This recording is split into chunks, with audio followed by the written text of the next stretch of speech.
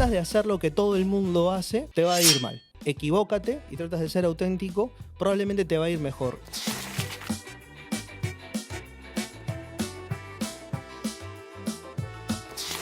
En un país donde se lee poco, nuestro invitado se ha animado a hablarnos de libros.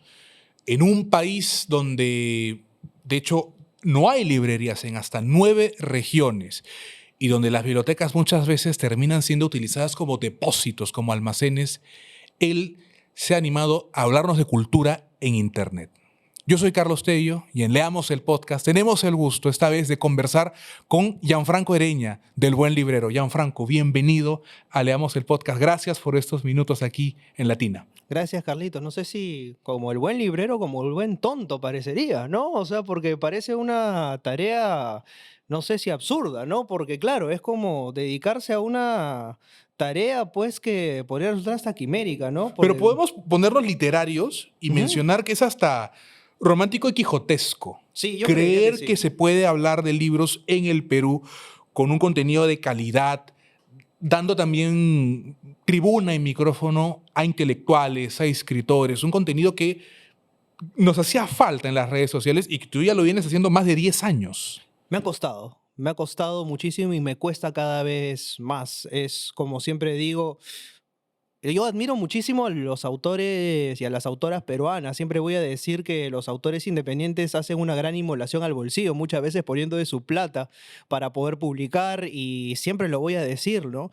Sí, o sea, es muy sacrificado y para mí resulta cada vez más difícil, sobre todo por la energía, lo que significa hacer contenido cultural, que es para el contenido más frenzoneado de todas las redes sociales. Siempre va a tener mucha más visibilidad un contenido de deportes, un contenido de espectáculos, un contenido de farándula. Las vistas no son las mismas, los auspiciadores te dejan en la cola. Si tú miras la cantidad de auspiciadores que tiene cualquier otro tipo de programa, tiene toda la mesa llena, la mía está toda la mesa vacía. Es una pelea en la que lamentablemente, hay que decirlo, a veces la llamada brutalidad termina ganando frente al aporte cultural, al aporte para pensar, para reflexionar. Y ¿sabes qué? Yo siento que a mí la brutalidad no necesariamente me sale. O sea, sí me sale el poder ser radical con determinado tipo de opiniones porque siento que la pasividad o la inacción desde el lado cultural ha sido la responsable frente a la pérdida de terreno con otro tipo de opiniones que han ido ganando terreno en otro tipo de espacio. Entonces, en ese sentido, a veces yo también me hago de un personaje en que también respondo con brutalidad frente a opiniones que ya son demasiado, me parece, jaladas de los pelos, ¿no? Por eso creo que tenemos los gobernantes que tenemos las autoridades que tenemos, y le respondo con esa misma brutalidad para tratar de, no sé si colgarme a veces la capa de superhéroe, pero sí de antihéroe, ¿no? De hacerlos pensar. Creo que el verdadero superhéroe hoy es el que hace pensar y dudar antes que darte respuestas absolutas.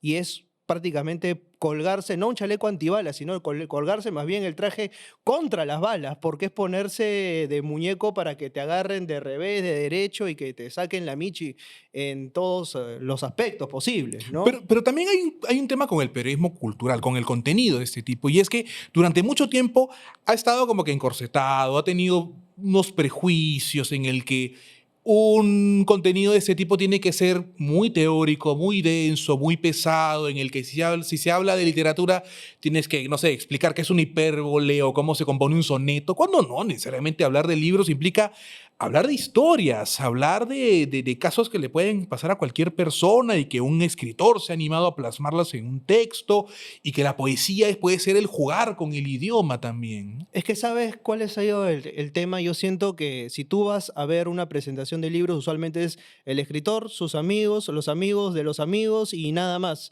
Y creo que eso ha generado una distancia del peruano de a pie o del ciudadano frente a lo que considera cultura. Ha habido una cultura también de la gente que ha entendido que hay determinados libros que los vuelven cultos y de determinados profesores que nos han hecho creer que determinados libros nos hacen cultos y todo lo que esté fuera de esa cultura hegemónica son considerados estando al margen y demás, y que determinado tipo de lenguaje es lo que te hace culto. Yo siempre he estado muy en contra de eso, en algún momento también me subí a ese coche Y entendí que ese no era el camino y te lo voy a decir de esta manera, ¿no? En algún momento, si tú ves los primeros años de lo que fue El Buen Librero, yo ni siquiera aparecía frente a la cámara, porque mucha gente me decía, ¿qué quieres figurar? Y era como que 5 preguntas al autor y no aparecía, era muy corto, muy contundente y con un lenguaje muy engolado, muy académico, que era lo que estábamos acostumbrados en ese momento. Pero lo único que hacía era validar los lenguajes y las referencias que la gente tenía hasta ese momento. Pero llegaba al 5, 3, 1, 0.01% de la gente, que son las mismas personas que siempre se están validando entre ellos. Si yo quiero llegar a más personas, quiero básicamente romper esas barreras y tengo que hablarles como les hablaría a un amigo, como si le hablara a un compañero. Entonces empiezo a tratar de romper esas barreras y trato de ser natural, trato de ser yo y trato de no necesariamente subirme a ese coche. Creo que lo que ha hecho la academia ha sido encerrarse en una torre de marfil y hablarle a gente que está en esa torre de marfil. No hay que romper esas barreras y creo que no sé si treparme yo un poco a ese coche, hacer con el contenido que hago y lo que hace Merlín y lo que hace Kevin y lo que hacen un montón de creadores de contenido cultural que veo que cada vez surgen más, es tratar de hablarle a la gente en lenguaje un tanto más cotidiano y desarrollando historias. Y eso acerca un poco más a la gente que tiene acceso a Internet, hay que decirlo Desde luego. también, Ahora, ¿no? hubo un momento en el que tú reconoces que hiciste una autocrítica, de decir, por aquí no va, por aquí no hay que hablar de esa manera tan densa, tan pesada para solo un grupo pequeño, para una academia que en efecto también se habla a sí misma muchas veces y que pierde contacto con el resto de la ciudadanía. ¿Hubo un momento clave quizá, Gianfranco? Sí, totalmente. O sea, el momento clave va en el 2017-2018. O sea, yo recuerdo que era un punto clave en el que yo tenía solamente la página web, tenía el canal de YouTube, que ya tenía 5 o 4 años, ¿no? 2013-2017. Y recuerdo clarísimo, y este es un masaje al ego para Carloncho, ¿ya? No sé si Carloncho está escuchando esta entrevista, pero es un masaje al ego para él. Yo estaba en la maestría de docencia universitaria en la Católica y estaba escuchando porque me había olvidado fatalmente los audífonos en la combi. Estaba camino a mi trabajo, que en ese momento trabajaba en un instituto cerca de la Avenida Arequipa, y me había olvidado fatalmente los audífonos. Entonces me tuve que someter a la rigurosa y dolorosa experiencia de tener que escuchar la música que te ponen en la combi, ¿no? Y la música que te ponen en la combi era reggaetón, perreo, chacalonero, rompepiso y rompetímpanos, y te ponían a Carloncho en el medio, ¿no? Y era Carloncho hablando en el medio, y que Carloncho parecía que se había tomado 20 metanfetaminas, era una Sí, tiene una pum, pum, capacidad para hablar ante el micro pero alucinante. tal cual. Y yo lo empiezo a escuchar y veo que no era el único que estaba sin audífonos, ¿ah? Habían 7, 8 personas más y estaban todos entretenidísimos. Yo dije, por acá es, dije, ¿qué pasa si es que traslado esta vaina al terreno cultural? ¿Qué pasa si en vez de dar referencias al clima o a lo que pasa, a la cotidianidad, meto esto por acá es, dije. Entonces empiezo y dije, voy a pedirle un espacio a la PUC. Le voy a pedir un espacio en cabina y voy a hacer un programa reggaetonizable, pero en cultura. Me van a sacar a la miércoles. Los académicos se me van a venir encima, van a decir, está superficializando esto y esto. Y traslado el formato, me voy a una cabina en la PUC, digo, quiero un espacio, no está todo copado. Si se abre un espacio, te lo damos. Y me dan un espacio al semestre siguiente. Pero había una cola tremenda en Radio Zona PUC, me acuerdo. Te damos el espacio, pero tienes que ponerle el nombre ya que tú elijas. ¿Cómo le das? El Buen Librero. Ok, te damos el espacio, pero tú te encargas de llevar tu sonidista, todo. Entonces ya, hice todo, ¿no? Y yo agarré y le dije, pero ustedes me dan el formato en alta calidad, es lo único que yo pido. Entonces yo agarré y me lo llevaba y lo editaba en sonido. Fíjate todo el chambón que Claro. tenía que hacer, ¿no? Era editarlo, me acuerdo en ese momento lo editaba era un Audio Cloud, me parece, que era un formato que tenía en ese momento y le ponía efectos, ¿no? Y era ponerle efectos, la risa de Patán, en la introducción, música bajada de YouTube para que no tenga derechos. Y lo metí en Spreaker, que era una plataforma que te permitía colgarlo en ese momento en Spotify. y veo, ¿no? El Buen Librero empieza a aparecer en las listas y tenía audiencia no de Perú, tenía audiencia de Colombia, de Argentina, de México, y empieza a aparecer el Buen Librero ahí, pa. Yo digo, miércoles, ¿qué es esta vaina? Y empieza el Buen Librero a aparecer ahí, con temas de familia, en la literatura. Estamos hablando de los hermanos Karamazov, hermano. Estamos hablando de la familia y los dilemas familiares en la literatura. Los hermanos Karamazov con efectos de la risa de Patán y esto, y empieza a ver, pero en el mejor momento cae la pandemia, me quitan la cabina y yo digo, ¿ahora qué hago? Ya, ahora sí, no puedo meter más versos, tengo que aparecer. Y en el momento en que los bomberos empiezan a aplaudir, yo agarro y tengo que poner mi cacharro, pues ¿qué me quedaba? Y agarro, empiezo con mi camarita. Hola, ¿cómo están, mundo? Bueno, voy a contarles un cuento de Ribeiro. Primera transmisión, un fracaso, porque leo el cuento en vivo. ¿Qué hago? Tengo que apropiarme del cuento. Lo voy a leer a mi modo, como se lo leo a mis alumnos. Entonces, me apropio del cuento, lo guionizo, lo corto y lo adapto. Y empiezo a hacer transmisiones en vivo leyendo cuentos y empieza a surgir ya una voz propia y poco a poco empiezo ya a darle una forma de voz más personal. A lo que voy con todo esto, si tú tratas de hacer lo que todo el mundo hace, te va a ir mal. Si tú tratas de hacer lo que todo el mundo hace y lo personalizas y lo transformas y tratas de ser auténtico, probablemente te va a ir mejor. Y lo que le recomiendo a todo el mundo, equivócate, equivócate y trata de hacerlo cada vez mejor. La vida es un aprendizaje continuo. Y eso es lo que he tratado de hacer a lo largo de estos 12 años, ¿no? 12 años, tal cual. Momento clave, quizá la pandemia, en el que me das a entender que tuviste que vencer un pudor, quizá una timidez que había de por medio para mostrarte ante cámaras, quizá para también ser más frontal al momento de hablar, al momento de dar una opinión, de quizá encontrarte con un escritor y hacerle una entrevista que tú imaginas, esto puede que no le guste mucho, esto puede que lo incomode. Sí, y ver otros contenidos también. O sea, siempre hay un momento de expectativa versus realidad.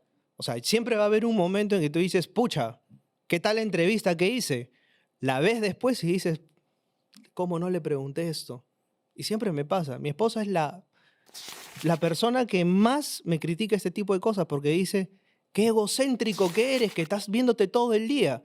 Y yo le digo, sí, egocéntrico y perfeccionista también, porque me veo y veo cosas que en el momento no vi. Y luego de que me he visto, me veo otra vez y veo cosas que el sobrecaliente no vi, que puede ser para mejor o para peor. Y estoy constantemente viéndome y viéndome y viéndome y siempre saco cosas nuevas. Es lo que siempre digo. Soy profesor porque me gusta aprender siempre. O sea, Ribeiro lo decía, ¿no? Ser el eterno forastero, ser el eterno aprendiz, he ahí una forma de ser feliz, valga la rima, ¿no? Soy un eterno aprendiz. O sea, y creo que siempre estoy viendo la forma de mejorar las cosas que hago. O sea, si es que tengo 12 años haciendo redes, si es que no sé cuánto tiempo más me quede haciendo contenido, porque también entiendo que hay un periodo de vigencia, no sé cuánto tiempo más me quede haciendo contenido, pero creo que el tema está en, yo sé que la palabrita medio que se ha devaluado con el tiempo, que es reinventarse, pero reinventarse no es solamente cambiar de rubro o estar viendo qué cosa funciona más. No, reinventarse realmente es saber en qué cosa te sientes cómodo y puedes mantenerte a lo largo del Y tiempo. eres consciente que en algún momento va a haber una reinvención y va a haber un cambio de formato, quizá. Claro, puede haber un cambio de formato, pero sin sentirte falso. O sea, yo veo que pues ahora mucha gente agarra y dice, ah, ok, ¿sabes qué? Lo que funciona es hacer un programa de streaming. Bueno, me voy a hacer streaming. Y hermano, no le sale. Y si no te sale, es porque estás tratando de hacer algo que no es lo que tú eres. O sea, ahorita la gente está con la fiebre de Kik, Kik, Kik. Pero ¿qué vas a hacer en Kik? O sea, ¿vas porque es la fiebre de la plataforma o vas porque es realmente algo que tú crees que puedes hacer bien? ¿Por qué vas? ¿Por la fiebre, por la moda o por autenticidad? Busca el equilibrio, ¿no? O sea, Me has mencionado, Gianfranco, que te dedicas a la docencia, enseñas, ujú, pero inicialmente tú estudiaste comunicaciones en correcto. la Universidad de Lima. ¿Qué pasó? ¿Por qué ese paso de la comunicación a querer ser profesor, a querer ser maestro? Pasa que en la Universidad de Lima, que es donde yo tuve la suerte y la desgracia de estudiar, y digo porque todo tiene un lado A y un lado B, ¿no? Yo entro a la Universidad de Lima a estudiar marketing, no a estudiar comunicación. Y entro a estudiar marketing porque mis padres me habían dicho que marketing era la carrera del futuro. O sea, como a todo chivolo le dicen, esta es la carrera del futuro, tienes que estudiar esta carrera. Y no había la información que hay ahora, pues, ¿no? Que la tienes por todos lados y que te van a hacer charlas vocacionales y todo el asunto, ¿no? O sea, yo entré por tercio superior y entré a marketing y ya estaba mi futuro firmado. Simplemente fui y puse la firma, ¿no? Y cuando entro, yo me acuerdo clarísimo, tengo esta escena grabada, ¿no? Entro por la puerta principal de la avenida Holguín, pabellón G, al fondo, segundo piso, estudios generales. Y a un lado estaban los chicos que tenían su casaca, pues en ese momento era abril, o sea, no tenían la casaca, pero yo sabía que había un grupo que eran los más pitucos, ¿no? Y que se juntaban entre ellos, Colegio Roosevelt, Markham, Pestalozzi, todos los colegios, todas las figuritas juntas, ¿no? Por otro lado, los chicos becados y en el medio, Gianfranco Ereña. ¿Para dónde miraba? Los pitucos se juntaban con los pitucos, los becados me pituqueaban a mí y yo para dónde estaba más solo que Marco en el Día de la ¿Y Madre. a dónde te ibas? ¿Para dónde miraba? Dije, en algún lado tengo que encajar. ¿Y qué era lo que hasta ese momento me había salvado? Porque capital cultural no tenía. Porque yo sabía que además yo estaba entrando a una carrera que era de números. ¿Y cómo me di cuenta que era una carrera de números? Fíjate qué idiota que era. Porque marketing me habían dicho que era publicidad. Yo dije, publicidad, creatividad. Dije, voy a hacer comerciales. Mentira.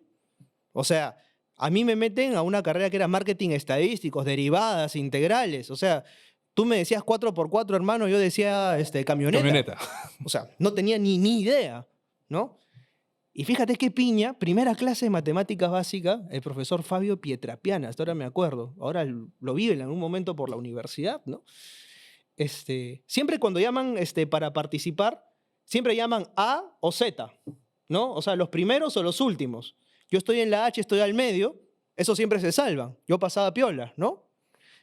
Y el desgraciado agarra y yo me siento ahí, estoy todo tímido, ¿no? Sentado al último encima para que no me llame, ¿no?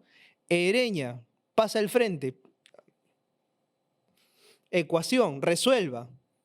Yo volteo, todos estaban mirándome, ni para atrás ni para adelante. En ese momento me marcaron, ya saben, este no sabe ni miércoles. Pues, y dicho y hecho, ¿no? Primera práctica 0,5, segunda práctica 0,3. No veía dos dígitos, hermano. No era lo tuyo, obviamente. No veía dos dígitos, ¿no? Entonces yo me acuerdo, clarísimo, le dije a mi papá, a mi mamá, los reuní en la sala, le dije, mamá, yo estoy como un carro en ticlio, ¿no? Ni para atrás ni para adelante. Estoy pujando, acá no, que hay que seguir, que la resiliencia. Y para todo eso, o sea, yo vengo, la familia de mi mamá, todos ingenieros. Y mis primas ingenieras forestales, bioquímicas, o sea, mi prima acaba de clonar una oveja, o sea, Claro, claro, tenías el norte familiar por otro lado, ¿no? todas unas genias, ¿no? O sea, mi prima ahorita está en Alemania, o sea, todas son, pero capas, ¿ah? Te estoy hablando de genias, o sea, el Pero, gen familiar está pero ahí. llenos a las ciencias, mejor dicho. Claro, todas iban por ese lado, ¿no? Y Gianfranco hace lo que le gusta, ¿no? Iba un poco como que con ese degradé de decepción. Y me llevaban a la casa de ellas para que aprendiese matemáticas sin nada que ver, ¿no? Entonces, en una de esas que yo me avivo, yo tenía 17 para 18 años. Llega agosto, jalo matemática básica, obviamente, pero jalo con roche, al punto de que yo ya falto a las últimas clases. ¿Ya para qué voy a ir ya? O sea, tenía que sacarme 35 en el final para poder pasar, pues estaba más eliminado que el Perú de Chemo. Y me acuerdo que se me ocurre, pues ahí surge, como diría cierto difunto presidente visionario, ese cojudo, ¿no? Agarro y se me ocurre y digo, ¿qué pasa si yo le digo a mi viejo que viene un gurú del marketing de la India a la universidad, que cuesta tanto la entrada y que con esa plata me cambio de carrera, pues, y como mi papá no revisa internet, me pago la carrera y con eso ya está, ¿no? Y dicho, pues, claro, ya con 18 años, agosto mi cumpleaños, voy, acá está, me cambio de carrera y asunto arreglado. Dicho y hecho. Papá va a venir un gurú del marketing de la India, por favor, necesito plata, se va a presentar en el Zoom de la universidad, necesito plata. Con tal de que te enamores nuevamente de la carrera, te la pago. Me pagó, me acuerdo, en ese momento eran, ¿qué? 120 soles, algo así, que era lo que costaba el cambio de carrera. Claro.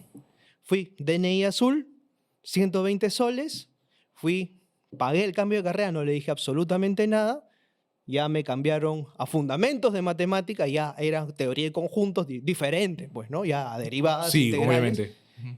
¡Pum! Me cambio de carrera y en una juerga de fin de año, me la pego terriblemente, llevo en muy mal estado a mi casa, chicos, no hagan eso.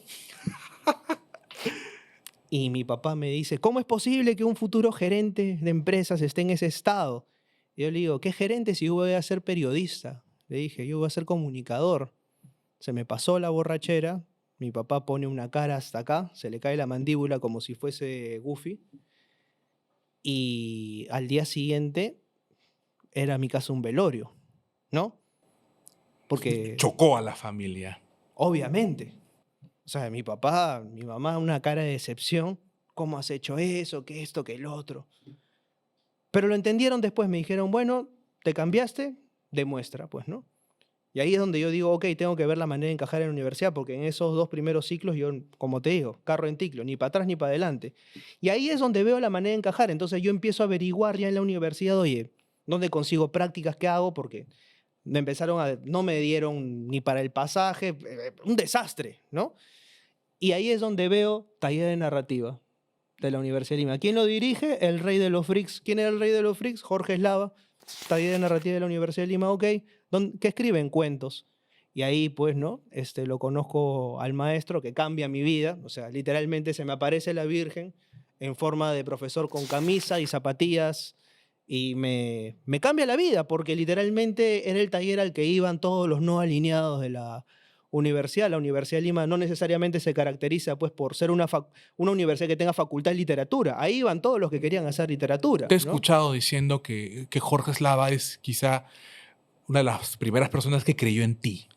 Y no solamente creyó en mí, sino creo, en toda una generación de chicos que amábamos la literatura y la amábamos en serio. Y creo que nos cambió la vida, no solamente a mí, o sea, en esa promoción de chicos estaba Ángela Arce, ahora es editora de Colmillo Blanco, Carlos Mejía trabajó durante muchísimo tiempo como editor, César Nieri es profesor ahora en la Universidad de Lima, Eri Benítez, editor. Todos los que estuvimos en el taller de narrativa, algo tenemos que ver, o con educación, o con literatura, o con cultura. Yo le digo a Jorge Eslava el Rey Midas, o sea, todo lo que tocó lo convirtió en arte, en literatura, en algo. Y todos los que tenemos que ver con Jorge Eslava, algo tenemos que ver con ese mundo.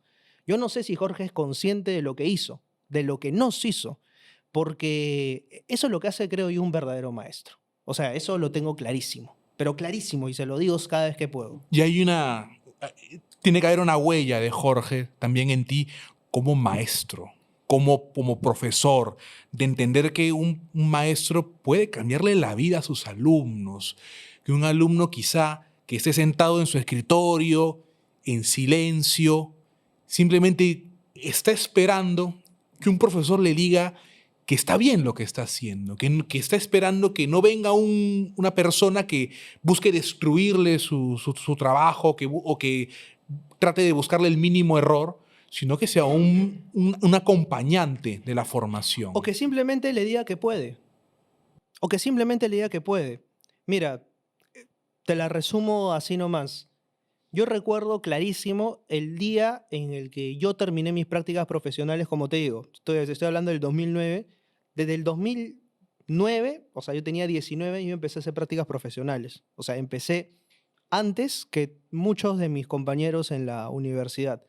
Entonces terminé antes de hacer prácticas profesionales. Terminé por lo menos 1 año y medio, 2 años antes. Terminé muy jovencito.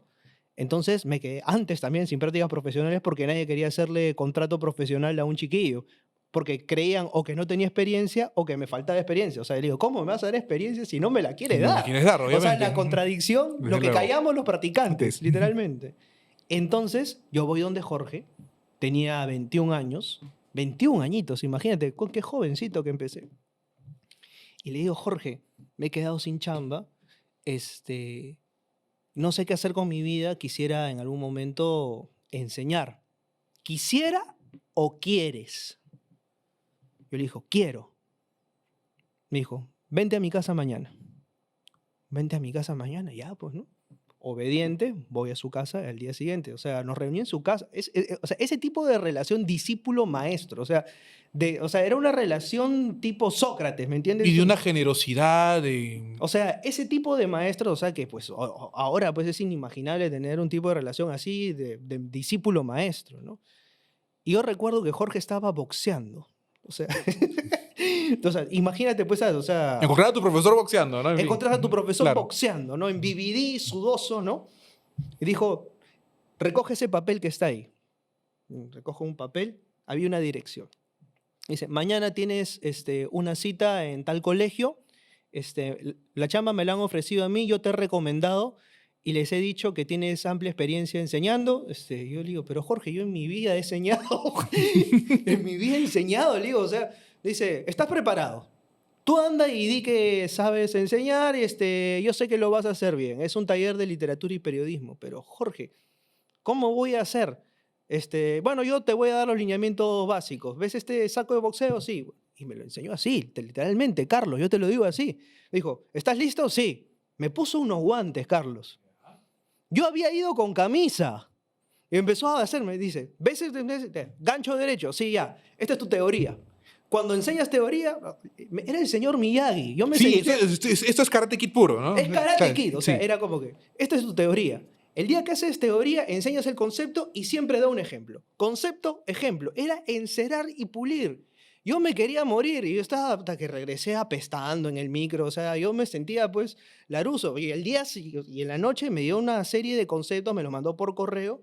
Voy, doy mi clase, quedo. O sea, y ya, al año siguiente empiezo a enseñar. O sea, tenía 21 años. O sea, era un mocoso. Y me mandan a quinto de secundaria. O sea, Año complicado. quinto de secundaria tienes 21 y enseñas a chicos que van a terminar secundaria. ¿Te imaginas lo que es eso? Y enfrentarte con todo lo que tiene un muchacho de quinto de Y están por secundaria. terminar la universidad. O sea, ¿te imaginas el lío tremendo que tenía en la cabeza? Pero fue amor a primera vista. O sea, yo supe que era una profesión que quería desempeñar porque, uno, me permitía lidiar con mis trabajos de la universidad todavía. Dos, que sentía la frescura que me irradiaban los chicos y que a diferencia del periodismo, me permitía no solo poder transmitir ideas, sino que los chicos retroalimentaban mis ideas y me permitían ebullir creatividad. Entonces, siento que es un trabajo que constantemente me ha estado alimentando el trabajo creativo y que me ha permitido ser muy cómplice con los chicos. O sea, cómplice y mantener ciertas distancias. Ojo, porque el profesor no es que necesariamente es tu amigo. O sea, hay que mantenerlo claro eso. Amigos podemos ser después, o sea, cuando ya termine el año, cuando ya haya salido del colegio y demás. En el momento se tienen que mantener ciertos límites, pero en el momento creo que sí, o sea, le he pasado bastante bien, ¿no? Ahora, la pregunta, Gianfranco, es, estando tú ya en el mundo de la docencia, ¿cómo haces, por ejemplo, pienso yo, en competir con esos aparatitos? ¿Cómo busco, cuando la atención de los estudiantes, de los chicos, se va a la dinámica, por ejemplo, de TikTok o a estar conectado en redes sociales? ¿Cómo hace un maestro para decir, no, no mire su teléfono, mírame a mí? Es una batalla constante, sobre todo porque sí hay una verdad de perogrullo ahí, ¿no? El poder de atención de los chicos ha disminuido. Y eso lo he podido comprobar desde 2012, que empecé, hasta 2025. Son 13 años que tengo como docente y en esos 13 años sí he visto. Antes los chicos se quejaban por cuentos de 6 páginas, hoy se quejan por cuentos de 3. Y esa reducción la ves notoriamente. ¿Por qué? Por básicamente el aparatito que mencionas ahí. Están acostumbrados a hacer swipe up. Y si tú no capturas su atención en 3 o 4 segundos, imagínate lo que significa que ahora un profesor tenga que estar rematando, rematando, rematando, rematando. lo que es mi clase ahora. O sea, imagínate todo lo que tengo que hacer para poder mantener la atención de los chicos. Muchos chicos me dicen, pero profesor, usted se desvía del tema. Y le digo, claro que me tengo que desviar porque en ese desviar tengo que volver a centrarte en el tema para volver a reinsertarte en la teoría. Si no, pues tendría que estarte diciendo copia, atiende. Y el ritmo de una clase tiene que ser así. Si no es así, olvídate. Ya no estamos en tiempos en los cuales puedo darte una clase magistral. Sí hay espacio para clases magistrales, pero tu actitud tendría que ser otra, el ambiente tendría que ser otro. Es un ambiente educativo completamente distinto al que tuvimos tú y yo probablemente en el colegio o en la universidad misma. Sí, totalmente. Incluso, ¿ya? Hoy los chicos no te soportan ver una película. O sea, en nuestros tiempos, a ver, yo no sé, tú tienes más o menos mi misma edad. Generación de los 90, inicio de los 90. Generación noventas, por ejemplo. Ricardo Bedoya, que fue mi profesor, nos ponía películas y la clase te duraba 2 horas. Y la clase era ver la película y analizarla. Hoy eso ya no es posible. Tengo que dejar a los chicos para que vean la película y la podamos comentar al día siguiente o a lo mucho poder analizar 2 o 3 escenas. Porque el tiempo de atención ya no te da. Se quedan dormidos, están en otra. Entonces hay que estar constantemente retroalimentando conceptos. Porque lo que yo dije al inicio de la clase ya no te lo retienen al medio. Hay que estar constantemente retroalimentando y eso es parte de justamente los dispositivos móviles y demás. Es una capacidad de atención distinta con la que nosotros estudiamos en la universidad también o en el colegio mismo. Y quiero llevar esa visión al campo de los libros mismos, ¿no? De la literatura. En cierta forma también con el fetichismo que podamos tener algunos con el papel y el debate si papel o electrónico, pero también qué tanto lee esta generación. Pienso en chicos de 20 años que tienen ya un contacto permanente con el celular, por ejemplo, ¿no? ¿Cuál es el contacto que van a tener con el libro? ¿Cómo lo percibes tú en el aula, por ejemplo? De un aula de 30 personas vas a encontrar una población bastante reducida que lee por varias razones. En principio, por lo que significa el acceso al libro per se, tenemos una población que cada vez ve al libro como un artículo de lujo, y esto hay que decirlo, cada vez son menos bibliotecas que existen en bibliotecas municipales.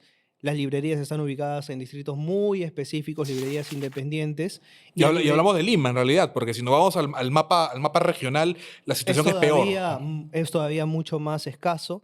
Y si hablamos de libros independientes, vamos a ver que muchos de ellos no necesariamente están en librerías de cadena. Las librerías de cadena lo que han hecho ha sido homogeneizar muchísimo la oferta. Y esto lo hemos podido ver en la última Feria del Libro. Tú y yo sabemos de qué se trata la Feria del Libro. Muchas veces la oferta es bastante pareja, ¿no? Entonces, esto también trata de achatar bastante el paladar de la gente y del consumo en sí mismo. Entonces, tiene gente que básicamente lee lo mismo, que accede a precios bastante homogéneos, que ve el libro como un objeto básicamente o de lujo o inalcanzable, que no necesariamente está dentro de su visión y que no cabe necesariamente dentro del hogar. Cada vez vivimos en hogares más cortos en metraje y que no necesariamente dan espacio al libro dentro del hogar. Si tú te das cuenta, hoy en día los hogares casi ni siquiera tienen sala. Desde luego.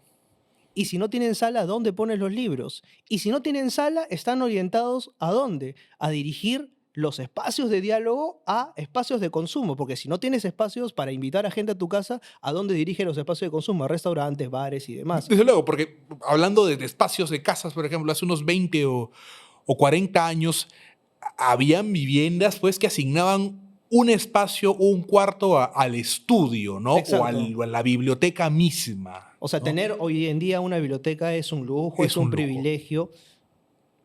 Sí. O sea, tú sostienes la idea, que te la he visto en varios videos, que leer en el Perú es un privilegio. Y lo es. Lo que es. Es una verdad que puede ser dolorosa para quienes nos gustan los libros, porque pensamos en que podemos seguir inculcando, ¿no? Invitando a la lectura a través de distintas plataformas, pero también reconocer que los precios no siempre son asequibles. Y hay que decirlo también, porque mucha gente me lo contradice diciendo, no, pero ahora existen PDFs. El PDF no soluciona la acumulación El PDF no necesariamente garantiza que todos los libros estén disponibles en PDF y el PDF no necesariamente garantiza que todas las personas van a tener el dispositivo necesario para poder leerlos y el PDF no garantiza que puedas tener comprensión lectora. Ojo con eso. O sea, es muy fácil decir, ahora los libros están disponibles para todo el mundo. Anda, lee pues entonces. Claro. O sea, es muy fácil descontextualizar las cosas y es muy fácil lanzar opiniones al aire. No es lo mismo leer narrativa que leer poesía, no es lo mismo leer poesía que leer historia, no es lo mismo leer historia que leer un artículo de diario y no es lo mismo leer un diario que leer un texto discontinuo. O sea, si analizamos cada uno de los diferentes tipos de texto, vamos a encontrar en cada uno de ellos una diferente complejidad. Y empaquetar absolutamente todos en un mismo tipo de texto y decir esto es comprensión lectora, me parece de un facilismo francamente absurdo, francamente descontextualizante y bastante maniqueo. Y esto hay que decirlo, esto hay que nombrarlo y esto hay que básicamente decirlo en voz alta porque mucha gente se cuelga de esto para decir, no, el que no lee es porque no quiere, el que no lee pero tiene para comprarse una cerveza, básicamente está haciendo una elección de consumo, no necesariamente. Si tú ves las condiciones de precariedad en las que viven muchas personas, vas a entender el por qué las elecciones de consumo dependen del estilo de vida de muchísimas personas. Muchísimas personas eligen sobrevivir en el día a día. Tú no le vas a pedir a una persona que trabaja no solamente 8, de 10 a 12 horas, porque estamos contabilizando las 2 horas que se transporta en el transporte público y las 2 horas que hace trabajo en casa, porque tiene que atender a sus hijos, cocinarse para el día siguiente y dormir. ¿La vas a culpar porque se toma una cerveza en lugar de leer porque tiene el cerebro agotado? No, no. O sea, Desde es luego, muy... hay que tener una visión crítica frente a lo que pasamos en el día a día también. ¿Y cuánto te cuesta una lata de cerveza? 3,50 soles. Entonces, es muy fácil descontextualizar, ¿no? Y luego le vas a decir, el pobre es pobre porque quiere. O sea, ver las cosas desde ese lado resulta bien sencillo, pero normalizar la precariedad también resulta bastante sencillo. Entonces, yo pongo este tipo de temas sobre la mesa y me gano anticuerpos. Por eso es que yo digo, si es que por ganarme anticuerpos y hacer pensar a muchas personas voy a ganarme enemigos, prefiero ganarme enemigos, pero hacerlos dudar un segundo, para mí ya es bastante. Y es que eso nos puede llevar también a la lectura, tener una visión crítica, a prepararnos frente a lo que, por ejemplo, se nos viene un año con elecciones y que necesitamos tener los ojos bien abiertos y la lectura nos puede facilitar eso, nos puede otorgar herramientas para, por ejemplo, pensar bien un voto, elegir bien a quiénes van a ser nuestras próximas autoridades y quizá también una campaña en la que, obviamente, lamentablemente la cultura es la última rueda del coche para muchos políticos en los programas de gobierno, en las propuestas que se lanzan. Pienso, por ejemplo, en que otros países tienen un programa intensivo de bibliotecas públicas. Ujú. Y en el Perú carecemos de ellas. Tenemos espacios que muchas alcaldías disponen para las bibliotecas, pero que lo he visto yo, terminan convertidas en almacenes, en depósitos. Dicen que son bibliotecas, pero terminan siendo la oficina de reemplazo de una gerencia que alguien tuvo que mover y que, bueno, por mientras la movemos a la biblioteca y ese por mientras es tirado por 8 años quizá. Claro. Es que, a ver, si tú te pones a pensar en lo que significa implementar toda una política de cultura y demás, hay otras prioridades. Hay otras prioridades dentro de muchos municipios. Hacer obra cuenta como pantalla para validar. Si tú te das cuenta cómo se enseña historia en los colegios, te vas a dar cuenta que hay una forma estructural que valida al que hace obra versus el que crea cosas estructurales. Te voy a poner un ejemplo. Cuando alguien estudia para un examen de admisión, ¿qué es lo que se estudia? Presidente, obra, presidente, obra, presidente, obra, presidente, obra. No se estudia el contexto. ¿O quién hizo tal cosa? ¿No? Entonces, ¿qué es lo que te dice? El que hace más obra es el más importante. Entonces, tú no miras el contexto, ni el cómo, ni el qué. No te preocupas en eso. Entonces, ¿qué te dice? El que hace más cosas es el más importante. Entonces, hay que hacer un montón de cosas y no importa el cómo. Entonces, que traigan trenes oxidados, ¿qué importa? Se quedaron en almacén, pero los trajo. Oh, ¿qué importa? Pero los trajo, ya está. Que hicieron un homenaje de pronto a un tipo que tuvo opiniones racistas y clasistas en internet, pero lo hizo. ¡Oh! Que trajo un monumento que estaba oxidado de pronto en una plazoleta a un conquistador en el Perú que hizo un genocidio aquí. ¿Qué importa? Pero lo hizo. Oh, entonces, hizo. Hizo. No importa si piensa, pero lo hizo. Entonces, obra es importante. Esta cuestión del roba pero hace obra está muy interiorizada aquí, en la mente de la gente. Y eso hace que las personas digan acumulación, rendimiento versus pensamiento. Por eso ese sería pues el onanismo de Byung-Chul Han, ¿no? Byung-Chul Han, ¿qué cosa dice? La sociedad del rendimiento. Mientras más tú hagas, más tú estás empoderándote bajo la lógica del rendimiento versus el pensamiento. Byung-Chul Han habla a propósito de cómo los seres humanos vivimos convertidos en datos. Es triste eso. Por eso la gente en la pandemia se metió a 25 cursos y no todos los logró terminar y terminó frustrada. Estabas metido en un curso de chino mandarín, en otro de cocina y en otro de redes sociales. Porque estabas encerrado y tenías la idea de que no estabas haciendo nada. El ser humano hoy se autoexplota. Esta idea de que tienes que ser tu propio jefe, tú eres tu propio autoexplotador. Esta idea de que tienes que estar constantemente haciendo es realmente perversa, porque nos medimos en torno a datos, cuántos seguidores tienes, cuánto ganas, todo lo cosificamos y datificamos y perdemos la idea del contexto de las cosas. Y eso es realmente gravísimo. Cuando probablemente lo que hacíamos en la pandemia, principalmente estando en casa, era cuidarnos. Era valorar nuestra vida, era entender que si nos aventurábamos, bueno, hay quienes tenían que salir, ¿no? Por un tema de funciones laborales básicas, ¿no? Pero estábamos en nuestras casas porque en la calle pues había una peste, había un virus del que sabíamos poco o nada y tuvimos pues que encerrarnos simplemente para cuidarnos, ¿no? Y ahí viene el tema de cómo los datos también encierran las historias que se ocultan o se muestran. Vivimos en un país donde el sicariato se ha convertido en moneda corriente. Hay que ver quiénes son noticia y quiénes no. O sea, si mañana se muere alguien, hay que ver si es que ese tipo que se murió es tan relevante como para convertirse en dato o para convertirse en noticia. Tener una visión crítica, Gianfranco, te ha costado. Me ha costado muchísimo y me sigue costando. Me sigue costando porque si es que yo digo algo, o genera posiciones a favor o genera posiciones en contra. Más genera posiciones en contra, creo yo, porque choca con las narrativas que muchas personas no se atreven a enfrentar. Cuando yo dije, y esto me pasó hace poquito, cuando estaba en la aduana por pasar migraciones, y el tipo que me atiende dice, pase señor, por favor, pasaporte, y me queda mirando. Un momento, por favor. Yo dije, uy, ahora. Bacán su video del pan con chicharrón. Y yo le dije, sí, señor, déjeme pasar, por favor, que me está asustando. Dijo, sí, pero lo que dice es una gran verdad. Y por favor, señor, avance. Yo, sí, señor, gracias. Le dije, gracias por el apoyo. Es el primero que me dice gracias por eso.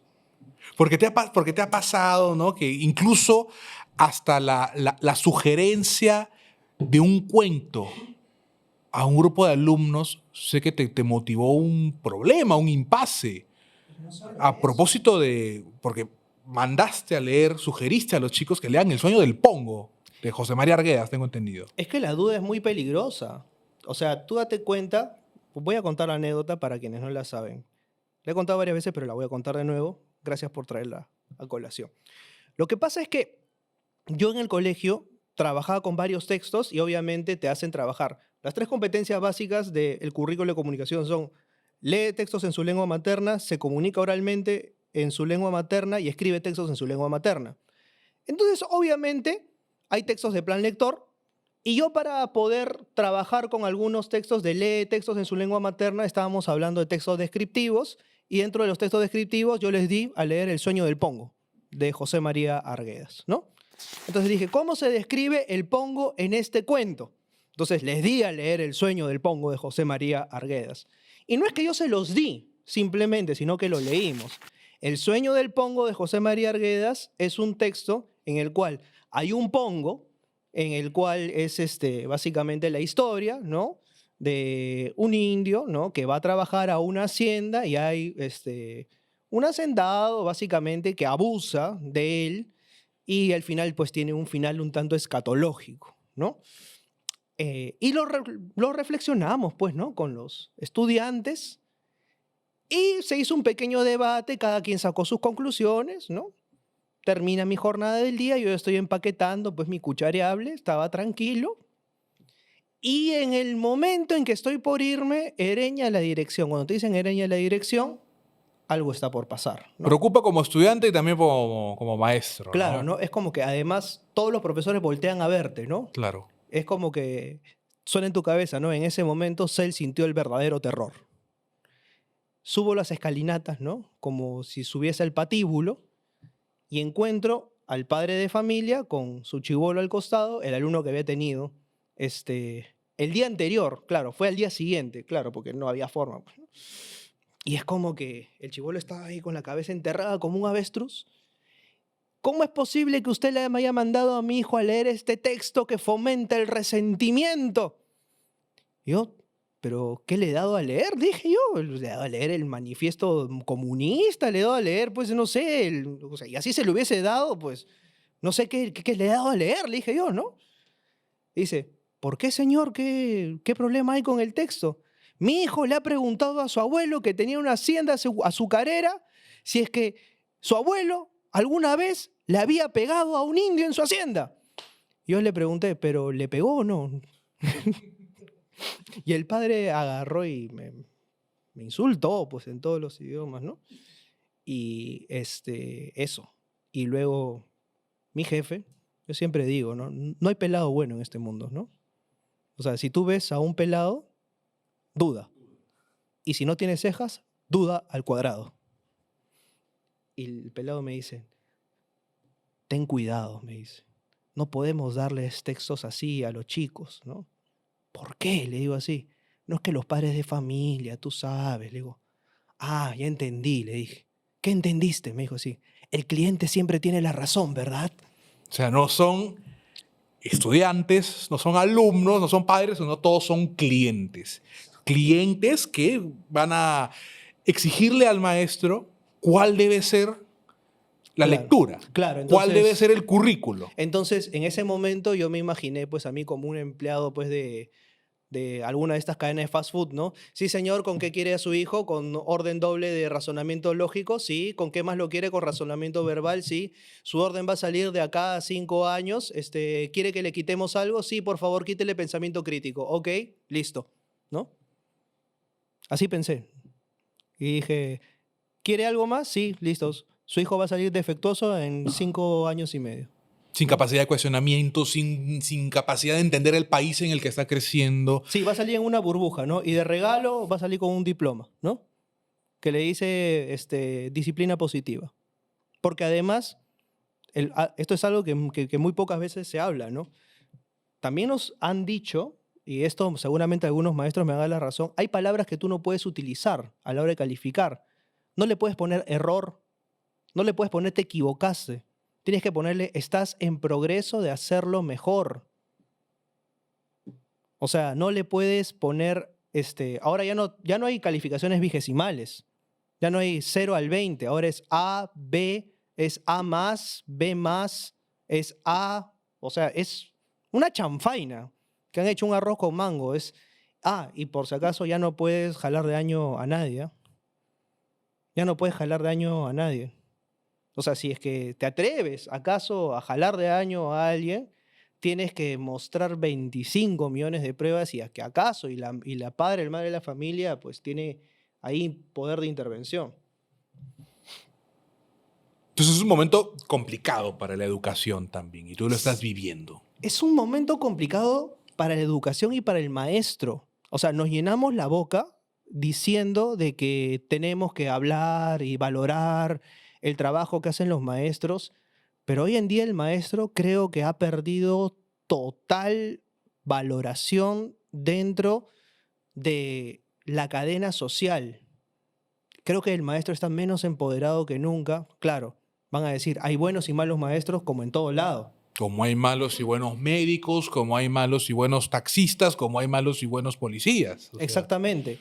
Pero hoy en día siento, y sobre todo en la educación particular, que el maestro es visto casi como un medio entre el padre de familia y la escuela, pero es más visto como un proveedor de servicios, casi como una especie de jefe de una guardería, el responsable o el culpable de todas las deficiencias o culpas que pueden surgir con un niño. no simplemente un señor que va a estar 2 horas en la mañana con mi hijo, al que enséñele algo de aritmética si puede y ahí nomás. Y pasas con el chico 2 o 3 horas con tu materia y en el horario escolar pasa 8. Las otras 16, ¿dónde las pasa? Ahora, si tú te pones a pensar, date cuenta, ¿no? Y esto es peligrosísimo. O sea, había padres de familia que no iban a recoger a sus hijos. O sea, mandaban a la movilidad o de repente mandaban a la chica que los cuidaba a recogerlos. ¿Qué hacía ese chico solo en la casa? Tanto tiempo. O dando vueltas en el colegio. A veces había chicos a los cuales metían a talleres extracurriculares para los cuales no tenían nada que hacer. Y de repente ni siquiera quería estar ahí. Yo le preguntaba, ¿quieres estar ahí? No. ¿Y qué hacía? Tiraba papeles, jugaba. Claro, el tiempo que ese chico pasa ahí, que genera resentimiento con los padres. O sea, había chicos que ni siquiera conversan con los padres. Qué duro, ¿no? Desde luego, es duro porque son chicos que, bueno, la próxima generación. Pero el culpable es el profe, Pero ¿no? el culpable es el profesor, el culpable es el maestro que simplemente lo manda a leer un cuento de Arguedas para que tomen la conciencia del país en el que está Y creciendo. te cuento una masa. En algún momento para que veas la precariedad emocional, porque así como hablamos de precariedad económica y precariedad emocional, al maestro también lo mandan a cuidar el patio, a abrir la puerta, ¿no? Tú no sé si has visto Carrusel de las Américas. Claro, Ya, claro que sí. yo me sentía a veces el señor que abría, que cerraba, ¿no? Me salía mi barba, ¿no? El papel de Ricardo Blume. Claro, Sí, o sea, a claro. veces un día me dijeron en la calle, bueno, oye, papá de Jaime Palillo. Chapa Chapa antigua. antigua, para los que han visto Carrusel en las Papá de Américas. Jaime Palillo. Ahí me ponen la imagen. Para ponernos en contexto. Y paso por inicial, hermano, y veo a un chivolo, la pulga no tendría más de 5 años, destapando un energizante. 5 años. Y yo voy y le digo, trae para acá, enano, le digo así. Y la profesora, o sea, hablando con otra, y le digo, profesora, ¿qué pasó? Mire lo que le sacaba al chico. Horror. Papeleta, tenía que llenar un formato, perdí todo mi recreo, o sea, jamás toqué mi sándwich, ¿no? Llenando formatos, tenemos que hacer el acta y tenemos que llamar al papá. Maldita sea, dije, ¿para qué le quité el energizante? O sea, hubiese hecho la de Michael Jackson así, ¿no? Pac, ¿no? Y me deshacía ¿Qué es lo más fácil? de lo más... Ujú. Y ya, ¿no? No, espérate hasta el final del día y hablamos, ¿no? Pucha, ya fui a mi clase molesto, llegó el final del día, ok, acá está el celular, vamos a hablar con la profesora, llama al padre de familia y explícale lo que ha sucedido. Llamo al padre de familia, pa. Hola, señor, pongámosle Palillo, ¿ya? Tal cual. Señor Palillo, sí, lo saluda el profesor Gianfranco Ereña. ¿Quién es usted? No, soy profesor de quinto de secundaria. ¿Y usted por qué me llama si es de quinto de secundaria? Ya me empieza a poner 20 peros, estaba con la pata en alto, ¿no? Yo le digo, señor, sí, he encontrado a su hijo tomando tal marca de energizantes, ¿no? ¿Energizantes? ¿No era una gaseosa? Yo le digo, no, señor, es un energizante. Si su hijo tiene 5 años y toma esto, le puede dar un sacudón y ahí nomás queda, ¿no? Y el padre se pone a llorar y me empieza a contar la historia de que se acababa de separar, que él no sabía hacer la lonchera. 45 minutos el tipo contándome la historia de su divorcio, de que acababa de comprar la cama king size y la... ¡Ah, su máquina! Y el chibolo al costado, como Gohan cuando lo acababa de abandonar Goku con Raditz. ¡Ah, su máquina!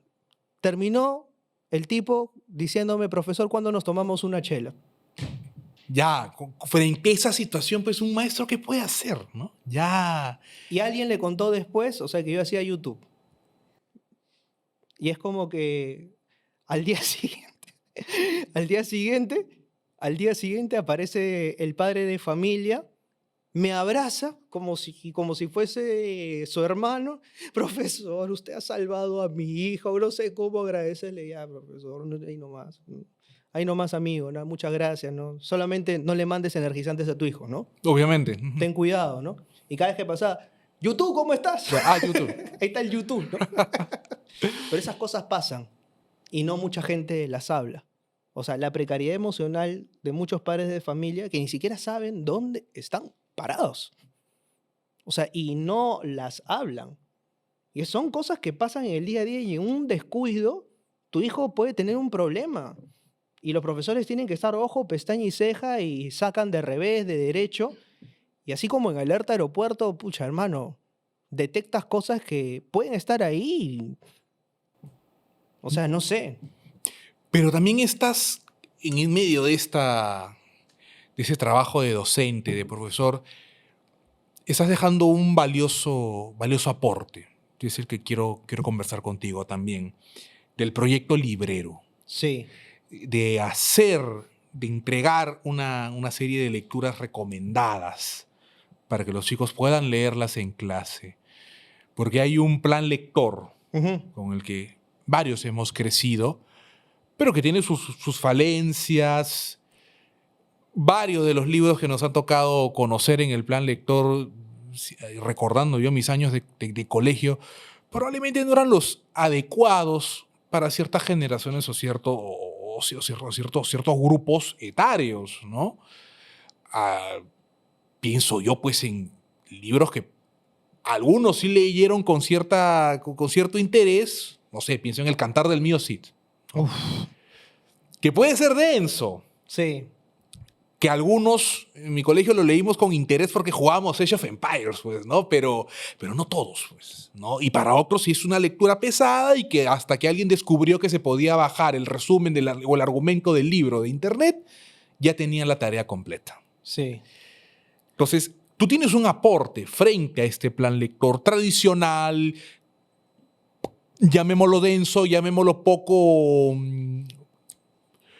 cercano al alumno. Sí.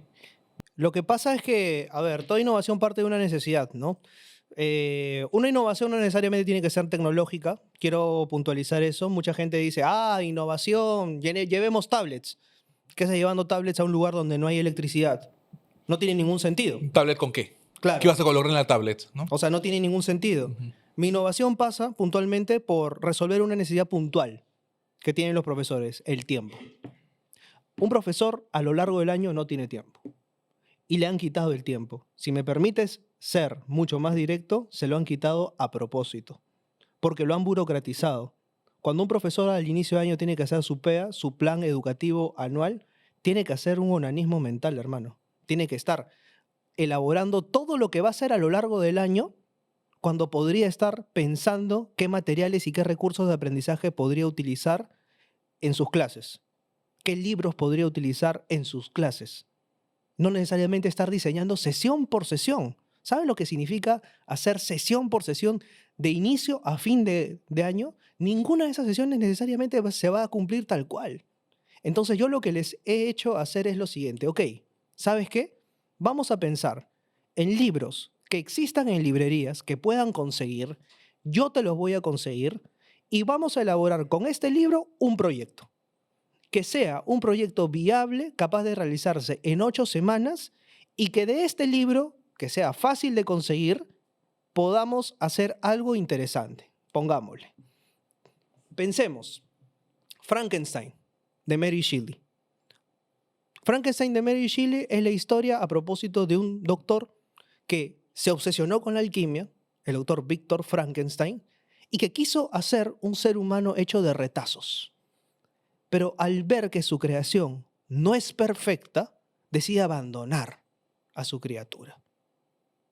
Eso es abandono de hogar. ¿Qué tal si le hacemos un juicio al doctor?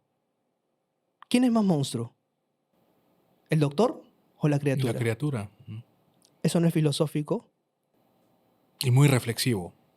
Entonces, ¿qué te parece si para decidir quién es el verdadero monstruo te pongo aquí un fragmento de un texto de filosofía? ¿Qué te parece si en el medio asumimos roles? ¿Quién es el juez? ¿Quién es el tribunal? ¿Quiénes deciden qué cosa es justo y qué cosa no es justo? Y en el medio vamos debatiendo tanto el texto de Frankenstein, lo vamos leyendo en grupo, y cada uno va asumiendo roles de debate. Pero no los clásicos roles de debate en el que hay incordios y la gente se para y asume voces de gente estreñida. No. Aguanta tu coche. Vamos a hacer que cada uno de nosotros tome posiciones diversas y vaya rotando y lo vea desde los dos lados, desde el lado del doctor y desde el lado de Frankenstein. Y al final de todo esto vamos a escribirle cartas al monstruo. Y vamos a reflexionar sobre qué lado de nosotros es monstruoso. Y vamos a publicarlo. Todos somos monstruos a nuestra manera. Todos tenemos un lado monstruoso que no hemos querido mostrar. Y vamos a hacer un museo dibujando nuestro lado más monstruoso. Y vamos a ir mostrándolos. Y ese va a ser nuestro proyecto. Listo. Tenemos un proyecto. ¿Qué pasa si es que hacemos el Dr. Jekyll y Mr. Hyde? El otro libro que se me venía a la mente, ¿no? Bajo esta Claro. lógica de... ¿Cuántos de nosotros hemos querido ser otro? ¿Te has dado cuenta de las campañas publicitarias que hay? Los cánones de belleza que nos ponen. Siempre hay estándares de belleza. ¿Quién inventa al otro? ¿No es la belleza una construcción social? No podemos poner fragmentos de Historia de la fealdad de Humberto Eco. ¡Ah, Gianfranco, pero qué texto tan complejo! Si lo ponemos en un fragmento y hacemos preguntas adecuadas, ¿por qué no debatimos qué cosa es lo bello y qué es lo feo? ¿No es acaso el Dr. Jekyll y Mr. Hyde la historia de un tipo que quiso ser otro para cubrir las apariencias? Y debatimos en torno a textos que vamos a ir leyendo poco a poco. Cada uno de los libros tiene preguntas reflexivas, porque los libros no son solamente libros, son invitaciones a hacer preguntas. Y Proyecto Librero es eso. Son preguntas que están acompañadas de libros que derivan en proyectos diseñados específicamente para hacer pensar. Y los profesores van a poder seleccionar los libros y acceder a los libros gracias al apoyo de Soncoy, que es una ONG que apostó por el proyecto. Me dijeron, Gianfranco, queremos hacer que la educación en este país mejore. Yo le dije, uy, hermano, le dije, vas a tener un trabajo hartísimo, le dije. O sea, yo también quisiera. Una tarea titánica. Dije, te queremos contratar. Dije, bueno, yo no cobro absolutamente nada por esto, le dije. ¿Pero qué queremos hacer? Queremos trabajar contigo. Bueno, dije, yo haría esto, esto, esto. Bueno, ¿sabes qué? Entonces compramos los libros que tú quieras, diseña el proyecto. Listo. Te hago de primero a quinto de secundaria. Un proyecto por cada libro. Listo. Entonces, yo me he dedicado durante literalmente 3 o 4 meses a diseñar un proyecto por cada año de secundaria. Cada libro es un año de secundaria. Y mi idea es expandir este proyecto a todo el espectro escolar. Es decir, hacerlo de primero a quinto de primaria y poder contratar profesores para poder hacerlo a toda la escolaridad. Y si quiero ir un poco más lejos, hacerlo a nivel inicial. Y hacerlo más lejos todavía, hacerlo a nivel universitario. Y hacerlo más lejos todavía, o sea, diseñar subproyectos y hacerlo más grande todavía, y es hacerlo a nivel latinoamericano, qué sé yo. Porque mi idea es darle trabajo a profesores, mi idea es darle alternativas a los profesores para que ahorren tiempo, para generar una corriente de pensamiento crítico y que se pueda pensar justamente en trabajo interdisciplinario, porque aquí no solamente hay un trabajo de comunicación, del área de comunicación como tal. Sí, se trabaja, lee, se trabaja, se comunica, se trabaja, escribe textos en su lengua materna, pero también se trabajan competencias y capacidades de ciencias sociales. Es el verdadero puente para que trabajemos interdisciplinariamente. Y con todo esto, yo lo que le quiero decir a la gente, y que quede bastante claro, Yo no estoy apostando por ningún cargo político, esto lo hago únicamente, y mi forma de hacer política es esa, dejar una huella en la educación de este país. O sea, toda acción es política. Mi acción política es hacer que la gente piense más. Eso es lo único que quiero, que si es que en algún momento me toca palmar, irme a la B, dejar este mundo, que mi lápida diga, aquí yace solamente un hombre que quiso educar. Nada más, eso es lo único que quiero. Y que exceda mi trabajo a las redes sociales, porque las redes sociales van, vienen, los seguidores van, vienen, los likes van, vienen. O sea, a mí eso me va y me viene. Pero la importancia de creer en la educación, de Sí. creer en los chicos, de darles las herramientas. Y que no solamente, o sea, darles las herramientas, sino que esto quede. O sea, que se cuestionen algo realmente en sus vidas y que piensen el país que les tocó. Y que desde cada uno del lugar de su propia enunciación vean cuál es el futuro que les espera y puedan pensar cómo mejorarlo. O sea, yo sé que quizás no vamos a cambiar la realidad tal como está ahora, pero cada uno de nosotros pensar que el país no es que no va a cambiar porque ya todo está dado. No, esa es la idea que nos han dado. Pero si cada uno empieza a pensar que las cosas pueden mejorar y que podemos mejorarlas desde donde nos tocó estar, podemos hacer algo. Y la educación es un arma transformadora. Y tengo la esperanza de que así sea. No sé si ilusa, utópicamente, pero de utopías está hecha las grandes transformaciones, así que me permito esa licencia. Desde luego, y recalcar siempre el sitio que es Proyecto Librero, ¿no? Proyectolibrero.org, y lo mejor de todo es gratuito. Gratuito para todos los maestros, disponible, con grandes libros. Estuve chequeándolo también. Está una novela que a mí me encanta, que es La ciudad de los perros. También la has considerado. He considerado La ciudad y los perros, y también una novela compleja, pero que también viene con una guía de lectura, que es El zorro de arriba y el zorro de abajo, de José María Arguedas, que es uno de mis libros favoritos también. Una novela muy peculiar, dicho sea de paso, ¿no? Porque Sí, es sí. la novela que acaba con la muerte del autor, prácticamente. Totalmente. ¿No?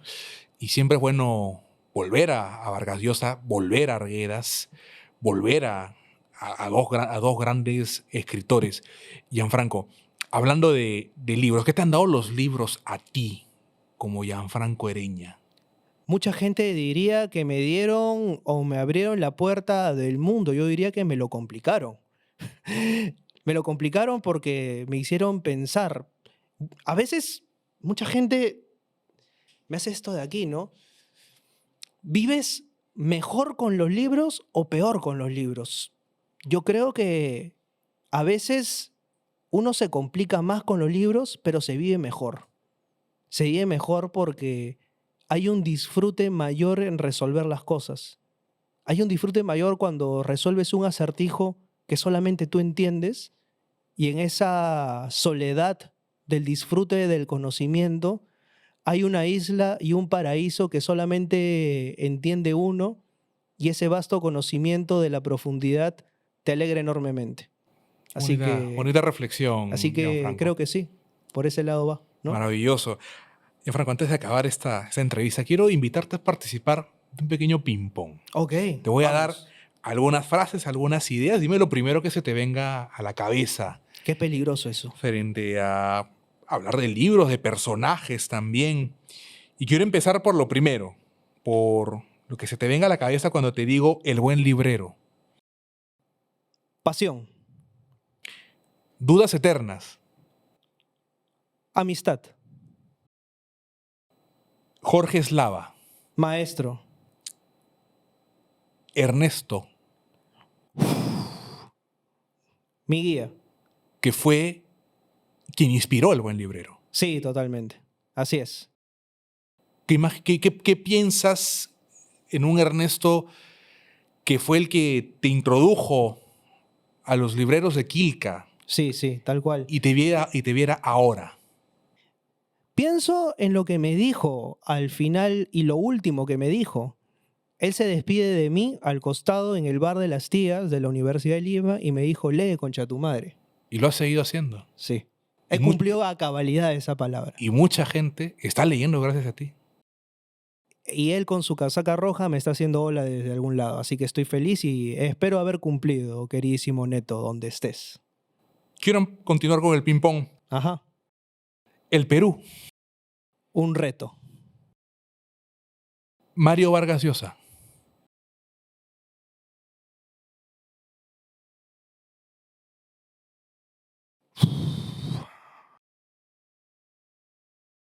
Un intelectual.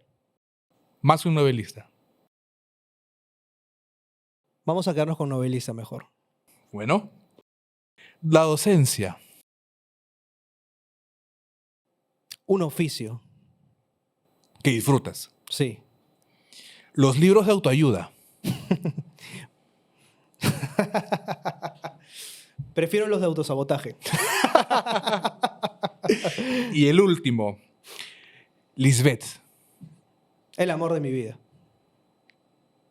Que te acompaña en todo el trabajo del buen librero, dicho sea de paso. Sí, totalmente. Sin ella mi vida se habría disuelto hace tiempo. Creo que en un torbellino caótico de actividades y de pensamientos destructivos y de, creo yo, de a veces uno mismo se tira para abajo, ¿sabes?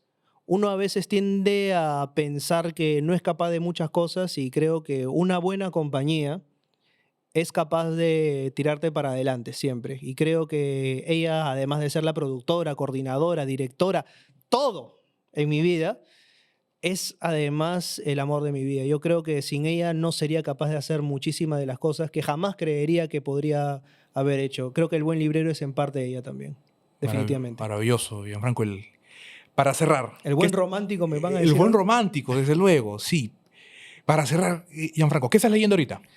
Acabo de terminar de leer Los afectos de Rodrigo Hasbún, muy buena novela, dicho sea de paso, la recomiendo muchísimo, ¿no? Es la historia de unos alemanes que van a Bolivia a vivir a la paz en los años 50, de un documentalista que va a buscar el Paititi, o sea, este paraíso perdido Que tantos buscaron, ¿no? que tantos buscaron. Y claro, la familia se va desmembrando, ¿no? Imagínate pues una familia alemana que huye de la Segunda Guerra Mundial, y es un documentalista, un alemán que queda medio pirado, pues, ¿no? Y la hija termina metida pues en una guerrilla boliviana de ese tiempo y termina pues involucrada en una serie de hechos delictivos. Una cuestión bastante rara, ¿no? Pero sí, el Rodrigo Hasbún con una prosa muy, muy, muy, muy linda, así que lo recomiendo ampliamente. Muchas gracias por estos minutos, Gianfranco, No, aquí en Latina. encantado a ti, Carlitos, y un fuerte abrazo para ti y a toda la gente de Latina, y te felicito también por las entrevistas que vienes haciendo recientemente. Bastante bien. Gracias, Gianfranco. Amigos, ya saben, nos ha acompañado esta vez Gianfranco Ereña del Buen Librero aquí en Leamos en el podcast. Si ustedes han disfrutado de esta entrevista, déjenos un like, compártanlo para que llegue a sus contactos.